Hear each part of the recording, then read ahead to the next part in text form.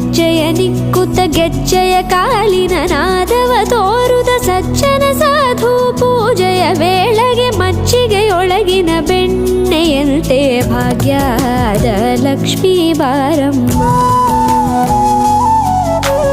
ಹೆಜ್ಜೆ ಮೇಲೊಂದೆಜ್ಜೆಯ ನಿಕ್ಕುತ ಗೆಜ್ಜೆಯ ಕಾಲಿನ ನಾದವ ತೋರುದ ಸಜ್ಜನ ಸಾಧು ಪೂಜೆಯ ವೇಳೆಗೆ ಮಜ್ಜಿಗೆಯೊಳಗಿನ ಬೆಣ್ಣೆಯಂತೆ ಭಾಗ್ಯದ ಲಕ್ಷ್ಮೀ ಬಾರಮ್ಮ.